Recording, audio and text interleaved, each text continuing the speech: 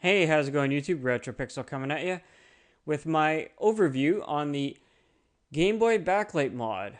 This is available for both the original DMG model and the Game Boy Pocket.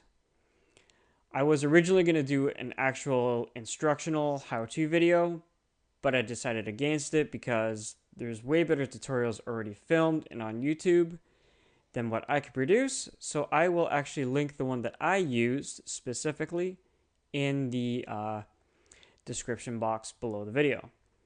Anyways, you might be asking yourselves, what is a backlight mod? Well, simply, I'm not sure if the camera will pick it up too well, but it backlights the screen. As such as this, my apologies if it doesn't show too well. I will put up still photos to the sides somewhere so that you have a better visual aspect of this. Anyways, the cost was pretty low. Between getting the tri-wing screwdriver and the the backlight screen, and shipping, it was around 20 bucks, which isn't horrible considering to buy a true Game Boy backlight pocket, which I believe was Japan only. I could be mistaken on that. Really, really crappy condition ones will run you around 60 bucks plus, and I'm talking really rough condition. So to be able to do it on your North American handheld that you already own for 20 bucks, at least for me, it would actually be cheaper for those of you in the United States. It's pretty decent. On a scale of 1 to 10, I would consider labeling this as a 6 on the difficulty scale, at least for me as a beginner. For people that are more advanced in terms of doing mods and things, they would probably call this a baby mod. I'm not too skilled. I think doing it yourself is a wonderful way to learn electronics in general, between the soldering and all that kind of stuff. I really encourage you to do it yourself. But it also comes down to if you have an extra Game Boy to sacrifice. This was a backup. I had already fully accepted the fact that if I destroyed this, it was gone, unrepairable, unsalvageable. I had another one that I could use in place.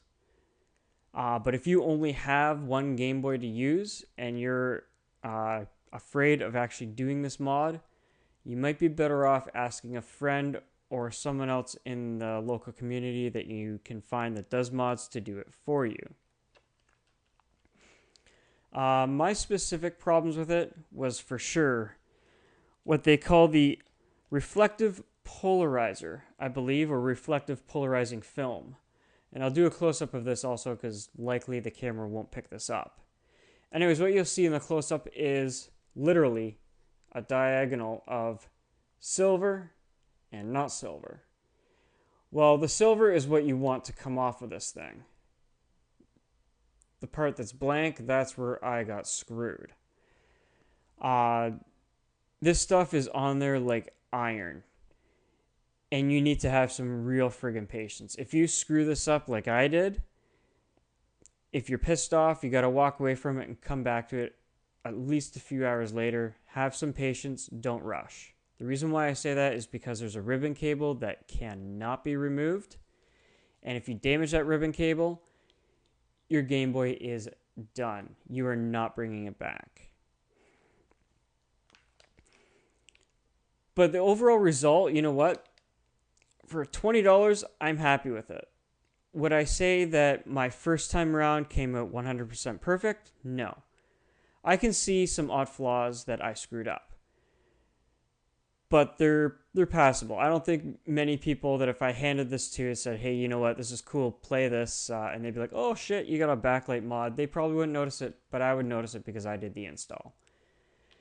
But it is definitely worth the money and the time to install if you feel that you're comfortable doing so.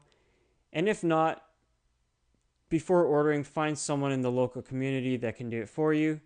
And I think you would probably really appreciate it as well. It's pretty dope being able to use your old classic Game Boy for your classic games without a screwed up aspect ratio. Like I have behind me. As I drop the fuck. That's okay, I got a backup of these too. The Game Boy Advance SP. You might be saying to yourself, well, this is backlit already. Well, honestly, the screen is smaller, and if you actually stretch it out through the quote-unquote widescreen, if you will, it looks distorted and it's not as pleasant.